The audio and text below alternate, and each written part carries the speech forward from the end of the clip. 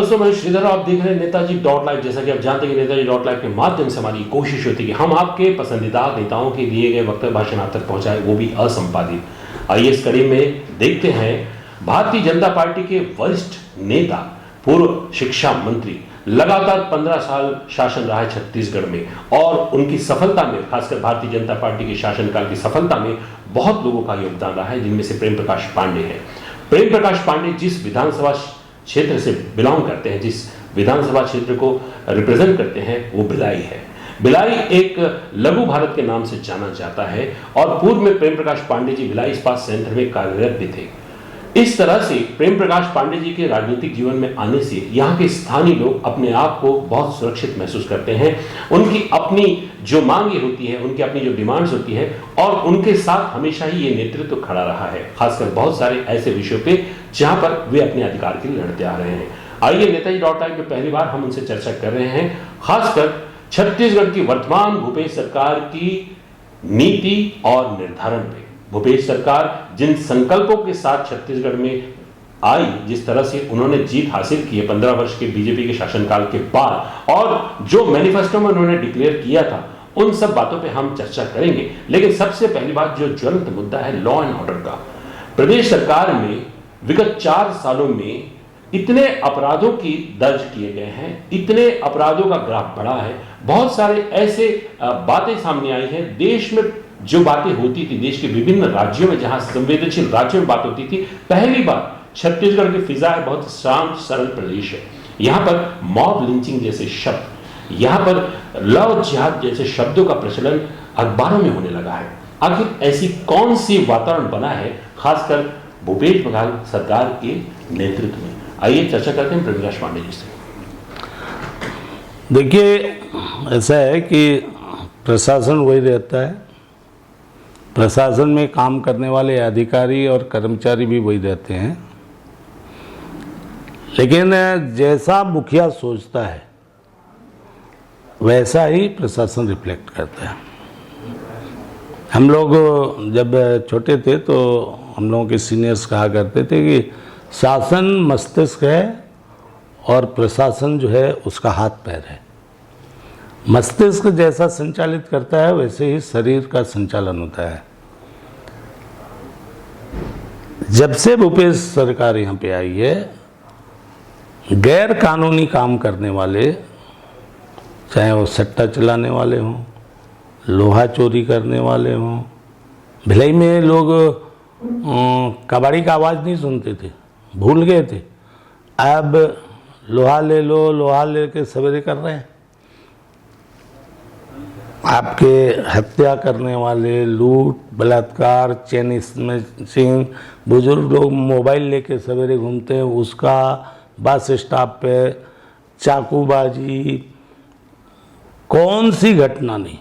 और यहाँ तक जब बढ़ते बढ़ते बढ़ते होने लगा, छत्तीसगढ़ में पहली बार आपने देखा बेमेतरा और भिलाई में आपसी रंजिश के कारण लड़कियों को और महिलाओं को जला के मारा गया। अभी तक बर्न करके मारने का डाउरी के मामले हम लोग सुनते थे, आपसी रंजिश में कोई जला के मारने की घटनाएं नहीं हुई। मैं इस बात की ओर ले जाना चाहता हूं कि जब अपराध की वृत्ति करने वाले लोगों के मन में शासन और प्रशासन का भय नहीं रहेगा, थाने के सामने लोगों ने मारा है, और कांग्रेस और उसके समर्थित जो नेता हैं जाकर के छुड़ा ले आते हैं, तो फिर चारों तरफ ये घटनाएं होगी। और उन्हीं घटनाओं के चलते चलते, जिसका आपने जिक्र किया कि यहाँ पर मॉब लिंचिंग और लव जिहाद सरीखे घटना पिछले दिन बिरनापुर में जो हुआ, वो उसका एक उदाहरण था। और इतना विभत्स घटना कि पहली बार जो है इबादत गाह जो है वो कत्ल खाना के रूप में बना। कोई लोग जो है छुपने के लिए इबादत खाने में जाते हैं, लेकिन वहाँ लोग ले जा करके उसकी हत्या करते हैं और उस लाश को फेंक देते हैं, बहुत विभत्स तरीके से। और मुख्यमंत्री जी का दुर्भाग्य है, अभी 1-2 दिन में गए हैं कि नहीं गए मुझे नहीं मालूम, लेकिन घटना के कई दिनों तक, हफ्तों 10 दिन तक वो गए नहीं। और यूपी में हुआ था तो वहाँ नेतागिरी करने चले गए। लोगों का ये आरोप है कि जहाँ संवेदना जब उनको प्रकट करनी थी तब नहीं किया। उन्होंने एक घोषणा कर दी कि 10 लाख रुपया देंगे। तो लॉ एंड ऑर्डर किसी इसमें बैंक रॉबरी से लेकर के आप सब जगह आप देखोगे 4 साल में आप निकाल लोगे तो समाज का कोई वर्ग उनके खुद की कॉन्स्टिट्यूंसी में, हम लोग जिस एरिया में रहते हैं 4 मंत्री हैं, होम मिनिस्टर की कॉन्स्टिट्यूंसी में, होम मिनिस्टर के आजू बाजू में, होम मिनिस्टर जो है लिस्ट देते हैं पुलिस के बैठक में एसपी के कि ये लोग जो है 2 नंबर का धंधा करते हैं, कोई सट्टा जुआ चलाते हैं, इनको ये पकड़ो। बाद में दबाव आता है तो वो मुकर जाते हैं कि नहीं मैंने ऐसा नहीं, एसपी बोल देते कि नहीं ऐसा नहीं। एक थाने में आप 1 साल में 4 टीआई बदलना। एसपी आप हमारे इसी दुर्ग जिले में ये 6वें शायद एसपी हैं और आईजी 4थे हैं। 4 साल हुआ नहीं 4 आईजी। तो अब ये जब परिस्थितियां रहेगी तो लॉ एंड ऑर्डर कहाँ से आएगा? तो लॉ एंड ऑर्डर का इनका जो परिभाषा है कि लाओ और ऑर्डर लेके जाओ, सिर्फ यही ये जान रहे हैं। लॉ एंड ऑर्डर LAW नहीं है, इनका लाओ और ऑर्डर लेके जाओ, इसलिए ये परिस्थितियां बनी। देखिए, आपने देखा कि किस तरह से लॉ एंड ऑर्डर को डिफाइन कर रहे थे पूर्व मंत्री। एक बात ये देखी गई है कि छत्तीसगढ़ जैसे प्रदेश में, खासकर भिलाई में शिक्षा की राजधानी कहलाती है, शिक्षा की राजधानी। और वर्तमान में भूपेश बघेल भी इस जिले के हैं और गृह मंत्री भी इस जिले के हैं। लेकिन इसके बावजूद भी भिलाई का ये शहर आज बुजुर्गों का शहर हो गया है, क्योंकि यहां उनके बच्चों के लिए नौकरी नहीं है, यहां उनके बच्चों के लिए अपॉर्चुनिटीज नहीं हो रही है, पहले जो थी वो भी कम हो गई है। आखिर इसका क्या कारण है, ये हम जानते हैं मंत्री जी से।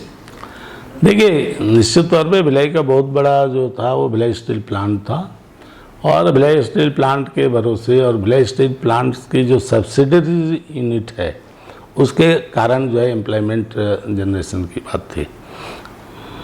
एक हम लोगों ने टेक्निकल यूनिवर्सिटी ले आ करके और बहुत सारे जो एजुकेशनल इंस्टीट्यूट यहाँ पे खोल करके कोशिश की कि उससे एम्प्लॉयमेंट जनरेशन कुछ हुआ। जैसे आप देखोगे पीजी के जो है पेइंग गेस्ट का जो एक एम्प्लॉयमेंट है वो बहुत भिलाई के लिए बड़ा एम्प्लॉयमेंट दिया। जो रिटायर्ड लोग थे उनके घरों में 1-1, 2-2 कमरे में बच्चों के, क्योंकि एम्प्लॉयमेंट के लिए जो आने और जाने के ये अभी ऐसा कुछ सोच भिलाई क्या मतलब प्रदेश के लिए नहीं हुआ है, तो हम लोग क्या उसको बोले। बाहर जाने के लिए भिलाई के बच्चों में टैलेंट है, बेटरमेंट के लिए वो जाते हैं और बीएसपी में भी अब ऑल इंडिया लेवल से होता है। हालांकि यहाँ के कांग्रेस पार्टी के लोगों ने पिछले दिनों चुनाव के समय ये चारों तरफ नौजवानों को गुमराह किया था कि और बोला था कि हम भिलाई के लोगों को भिलाई स्टील प्लांट में नौकरी दिलाएंगे। नौकरी तो आप छोड़ दो, रोजगार छोड़ दो, भिलाई स्टील प्लांट में दिलाएंगे। जबकि इस सत्य को जानते हुए भी केंद्र का उपक्रम तो पहले भी था, ये सत्य को जानते हुए भी कि यहाँ पर भर्ती के लिए ऑल इंडिया लेवल का कंपटीशन होता है, लेकिन कांग्रेस सिर्फ और सिर्फ गुमराह करना जानती है और कुछ नहीं करती है। एम्प्लॉयमेंट के नाम पे यहाँ पे लोगों को महादेव ऐप में डाल दिए। आज कितने लड़के पकड़े जा रहे हैं, 250-300 अभी पकड़े गए हैं। एक वीडियो मैंने देखा था कि कुछ दुबई या कहाँ जो है ऐसे बैठे हुए सब हैं, सबको वहाँ की पुलिस पकड़ी है। तो ये जो एक सारे लोगों को अवैध धंधों की ओर ले जाना, शराब के धंधे में ले जाना। कोविड में हम लोगों ने देखा किस तरीके से शराब की गाड़ी पकड़ाती थी, ड्राइवर गायब रहता था, ड्राइवर नहीं पकड़ा रहा और गाड़ी पकड़ा रही है। तो ये जो मिली भगत से खेल, अपराध की ओर लोगों को ले जाना, नशे की ओर ले जाना, अब धीरे धीरे तो उन्हीं के जो द्वारा बिठाए गए एसपी हैं वही ढूंढ रहे हैं, वही बता रहे हैं जिस भरोसे की धंधा में ले जाना और सारे अवैध कार्यों की ओर ले जाना। मैं समझता हूँ कि हम लोगों ने एक लाइवलीहुड कॉलेज भी खोला था स्किल डेवलपमेंट के नाम पर, स्किल डेवलपमेंट के तहत, और लाइवलीहुड कॉलेज के लिए प्रदेश में जितने लगभग 36 जगह जो हम लोग कॉलेज खोले थे, उसमें सब जगह हमने हॉस्टल्स के लिए पैसे भी दिए थे। यहाँ आप देखोगे तो मेरे ख्याल से आईसीसी बैंक के साथ कोलैबोरेशन करके सेक्टर 6 में है, तो वहाँ पे आप जाओगे। पहले मैं 3 साल पहले जब गया था, उस समय जब हमारी सरकार थी, तो मैंने तो देखा था जो बच्चे उस समय कि जैसे आईएएस ट्रेनिंग टाइप के रहते हैं, उनके कपड़े, उनकी जो मतलब क्रीज, शूज़ के जो ये हैं, तो आपको छोटे रोजगार, मध्यम वर्गीय रोजगार और परमानेंट, आपने वादा किया था कि 1 लाख भर्तियां करेंगे, 1.5 लाख करेंगे, लोगों को ये करेंगे। आपने ये कहा था कि जो रिटायर्ड होंगे उनको हम एक्सटेंशन नहीं देंगे, सारे जगह एक्सटेंडेड लोग बैठे हैं। आपने कहा था कि हम वो प्लेसमेंट एजेंसी से नहीं कराएंगे, ये सब ये बोलते थे ना, जिस बात का विरोध जिनका वो सारा कर रहे हैं। तो कोई भी ऐसा नया कुछ नहीं कर पाए, और मुझको लगता है कि नीति तो बाद में, इनकी नीयत में ही नहीं है, क्योंकि इनके साथ जो प्रॉब्लम है वो पॉलिटिकल प्रॉब्लम पहले वेरी फर्स्ट डे से चालू हो गया था। इनको जैसे ही बनाया गया, तो अब तो पब्लिक डोमेन में लगभग ये है कि 2.5 साल बाद इनको जाना था। तो ये पहले 2.5 साल की चिंता में थे कि मेरे को 2.5 साल बाद जाना है, तो 2 साल तक जो समेट लो, जो भी कुछ इधर उधर कर लो, और उसका परिणाम दिख रहा है कि आज ऐसी एजेंसियां जो आर्थिक अपराध को के तहत आ रही है, और बाकायदा उन्होंने इनके आसपास के अधिकारियों को किस तरीके से चार्जशीटेड किया है। तो ये पहले रहा। फिर आखिरी 6 महीने में लगा कि अरे इसको कैसे बचाया जाए, तो बचाने में लग गए। अब बच गया है तो फिर आगे कैसे आया जाए, तो पूरा इनका समय टोटल पॉलिटिकल में ही गया। तो politically is very clever person, but I think the administratively and the policies wise and the publicly जो है वो उसमें पूरी तरह से फेल है। What is your opinion about regarding Chhattisgarh वाद? एक ऐसा वाद चाल निकला है छत्तीसगढ़ में जो पहले कभी था नहीं। प्रेम प्रकाश पांडेय जी मूलतः छत्तीसगढ़ में पैदा हुए, भिलाई में पैदा हुए। इन्होंने यहाँ पर भिलाई स्टील प्लांट में सेवा की है, लोगों की सेवा की है, जन आंदोलनों में भाग लिया है, लाठी डंडे खाए हैं, लोगों के हित में खड़े रहे हैं। और वर्तमान रूपे सरकार में कुछ लोगों द्वारा पराजित किया जा रहा है, खासकर बाहरी, जिनके सरनेम बाहरी, जिनकी मातृभाषा बाहरी, लेकिन उनका जन्म यहाँ हो, वे भी बाहरी है। ये छत्तीसगढ़ वाद है क्या? और देखा जाए तो छत्तीसगढ़ वाद की आड़ में स्वयं छत्तीसगढ़ियों का ही शोषण हो रहा है। आप इस विषय में क्या कहना चाहेंगे? देखिए, ये कोई वाद नहीं है। ये क्या होता है, जब कोई यहाँ राजनेता जब ये फेल होते हैं तो ये अच्छा छत्तीसगढ़ वाद है। तो छत्तीसगढ़ के राज्यसभा का जब मेंबर चुनने का आया तो कौन चुना गया? सब वो बिहार उत्तर प्रदेश वाले। जब इन्हें मौका मिला छत्तीसगढ़ियों को, तो ये तो खुद बोलते नहीं है, ये एक नैरेटिव गढ़ने की कोशिश किए थे। उसमें नाम भर दिया, नरवा, गरवा, घुरवा, बाड़ी। न इनके नालों का विकास हुआ है। गरवा जो है, जितने गोरू हैं आप देखो, इनके विधानसभा में आप चले जाओ, आप यहीं से जो भिलाई 3 के आगे से जाओगे आप, औंधी औरी होते हुए अमलेश्वर, इसके विधानसभा में रोड पे गाय दिन हो रात हो पूरे दिखेंगे, गाय भैंस सब दिखेंगे।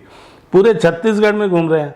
मुझे याद है कि जब ये चला था तो एक न्यूज़ चैनल था, नाम नहीं बताऊंगा, वो उसके जो एंकर थे वो घूम घूम बता रहे थे, देखिए अब ये रोड पे जो चल रही हैं गाय भैंसे, अब ये इस योजना के कारण जो है अब चलना बंद हो जाएंगी।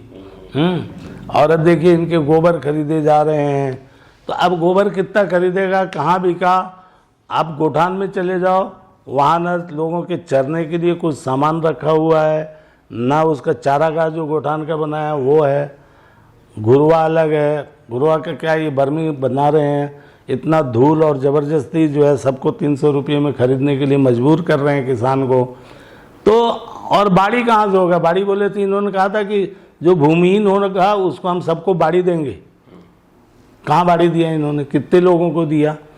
तो खाली घोषणा रही है। इसलिए मैं तो समझता हूँ कि पॉलिटिकली सिर्फ ये लोगों को बनाते गए और जितना मतलब विधानसभा तक को और राज्यपाल को नहीं छोड़ा इन्होंने कि उनसे अभिभाषण कुछ पढ़ाया और ये कराया।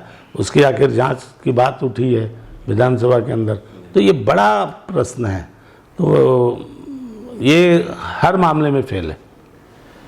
देखा जाए तो छत्तीसगढ़ की जो वर्तमान सरकार है और जो प्रेमप्रकाश पांडे जी फोकस कर रहे थे जिन बातों पे, उससे लगता है कि कहीं ना कहीं ये सरकार पहली बार ऐसी सरकार होगी जो डॉक्यूमेंटल एविडेंस पे पकड़ी जाने वाली हो सकती है। भविष्य में इन पे कार्रवाई भी हो।